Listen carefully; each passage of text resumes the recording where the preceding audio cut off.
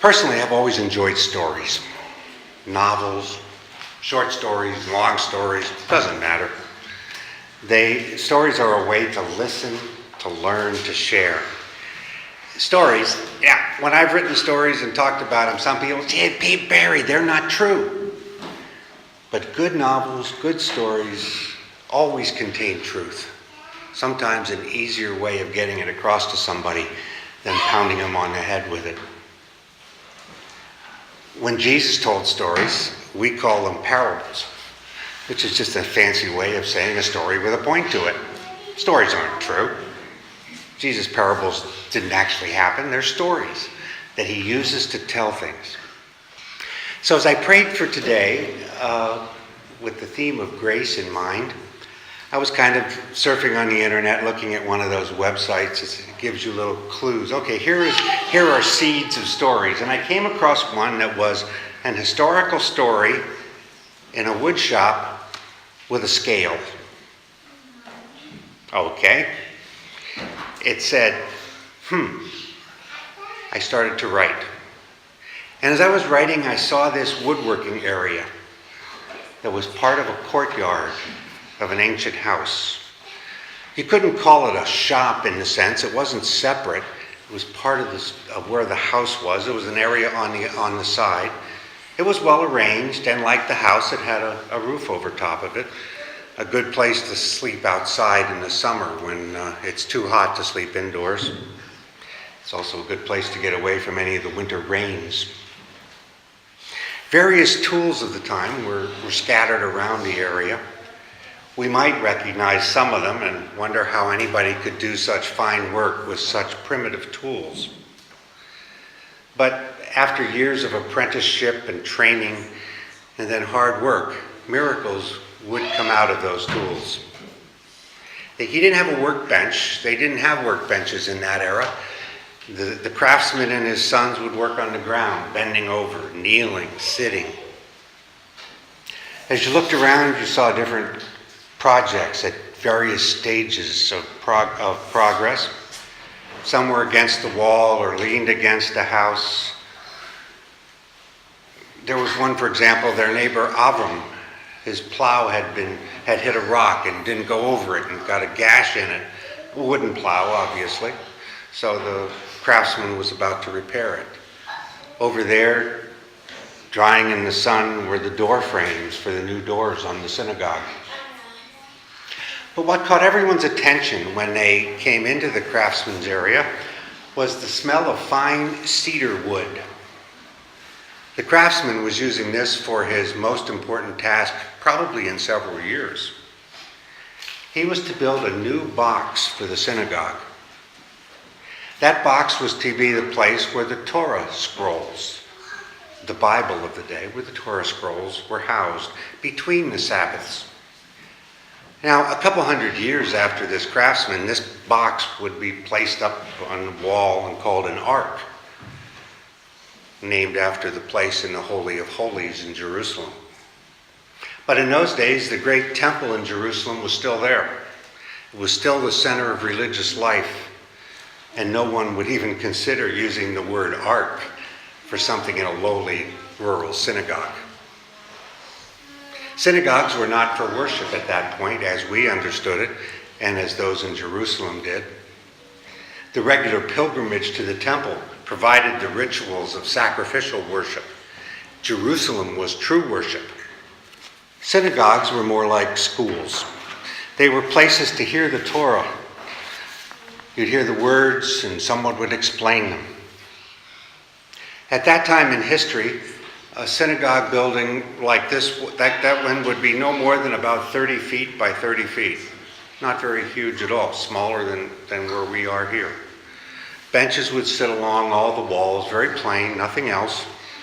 And that local copy of the Torah, the 5 books of Moses, kept safely in a wooden box, brought out every Sabbath to be read when the community came together to learn.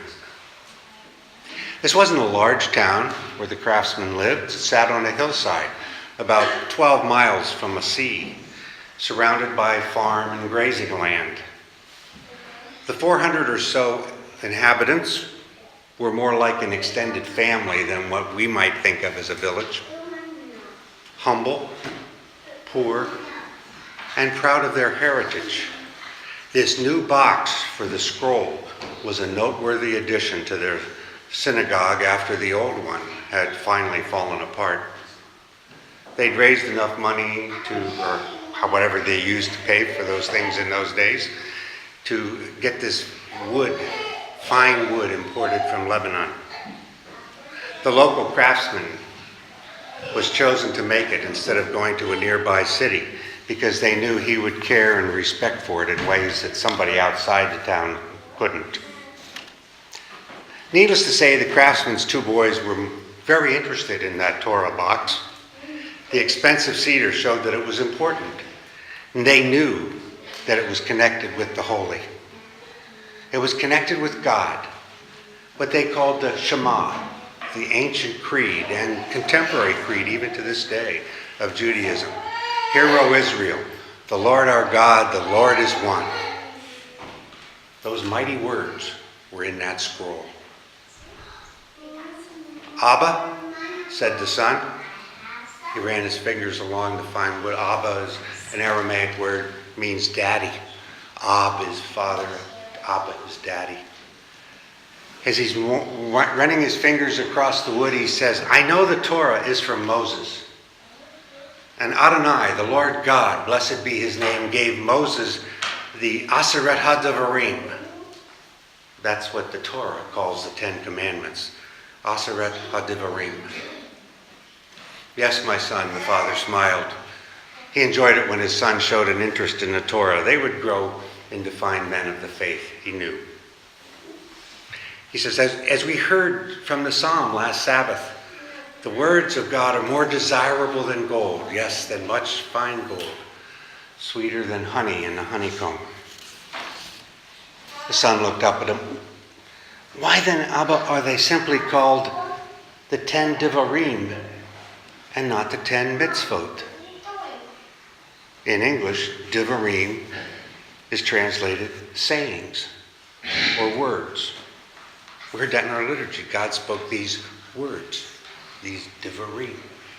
Mitzvot, on the other hand, are commandments, and there are many of them in the Torah. Boyd goes on, are these 10 not mitzvot? Aren't we required like all the other 600? Why are they words? The craftsman paused a moment and walked over to the piece of wood that his son was admiring. You were wise, my son, to have figured that out. It is an important piece of wisdom. The boy beamed, stood a little straighter. Always good when father says nice things to you like that. The younger boy pipes in. Does that mean we don't have to follow them? If they're not mitzvot, we don't have to do them? But doesn't obeying them make us righteous? The craftsman looked out beyond his crafts area to the hills outside the city. He was remembering one of his neighbors when he was young. You know Miriam, who lives up the hill over here? She and Yosef, may his memory be blessed, had a son my age, Jeshua. We spent a lot of time together. There was this one Passover when we all went to Jerusalem together. On the way home, we couldn't find Yeshua. It turned out he'd been back at the temple, sitting with the elders, listening. The craftsman smiles and shakes his head in memory. No one wanted to rebuke him for that. He was being holy. And everyone saw how happy Yeshua was after he had that time. The craftsman's son nodded. Okay, Dad, get on with the story. I've heard this before. It was part of the folklore of their town after all these years. The craftsman continued. Well, Yeshua was quiet for a while. But about a day from home, we passed by Samaria. I made some kind of childish comment about the Samaritans not being righteous people because they have a different Torah, not the real one like we do. Yeshua stopped and pulled me aside. Oh, Baruch, he said, shaking his head sadly, we're all part of the same people. in the heart of God, in the heart of Adonai, blessed be his name. The Torah is words. They give us a way to know what Abba wants us to do. But righteousness isn't following laws. Righteousness is living and being open to the ways of the Lord, in spirit more than the word.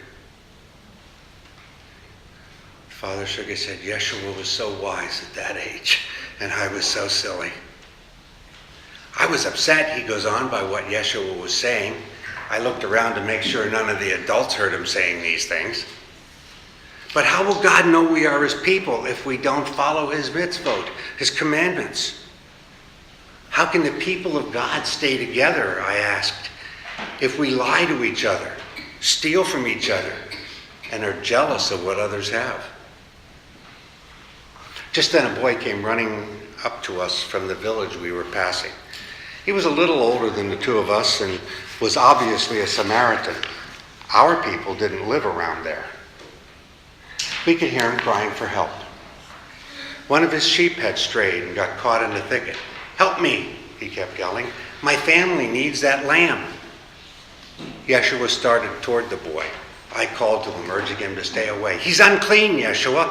Our parents will be angry. You can't go near him. Yeshua ignored me. I was afraid. I didn't want to become unclean.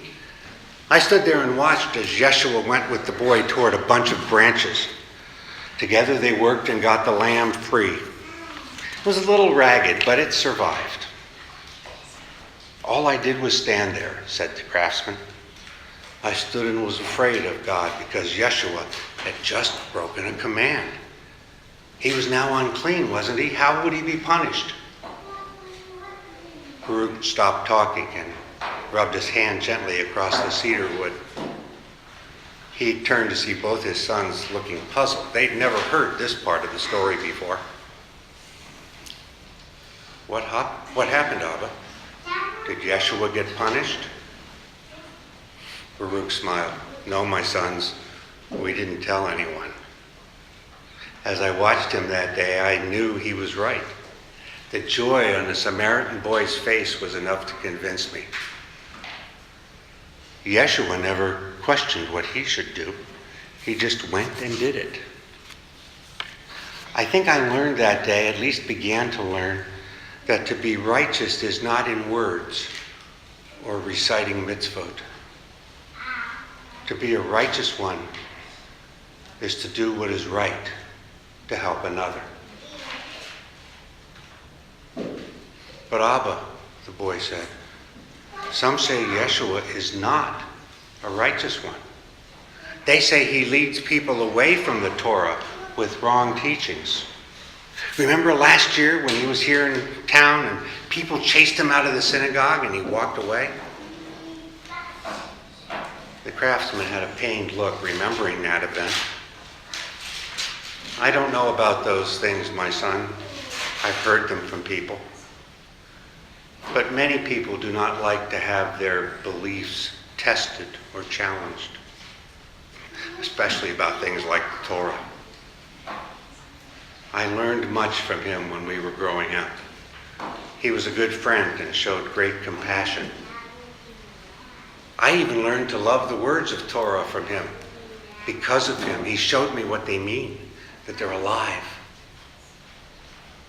His sons gave another confused look. Someday you will understand what that means, he said. These words are priceless. When we say them out loud, how many shekels could you pay to get them? But we can't weigh them. They're just words. Correct. They are air. And my scale over there could never weigh them. But they're alive. They're real. When we as the people of God live them, to make them into dead laws kills the Word of God. They are far, far more important than that. They won't get us into heaven. Only the Holy One, blessed be his name, can do that. But he gave Moses these words so we can find the way.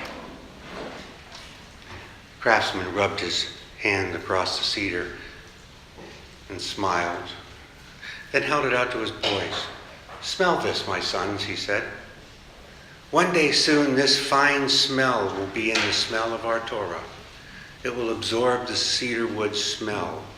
And so when you smell it, it will remind you to breathe in the wonders of these holy words." The younger boy looked up and piped in, "I smell fresh bread. What's for lunch?" The craftsman laughed. "That too is a holy smell. The bread. Let's go eat."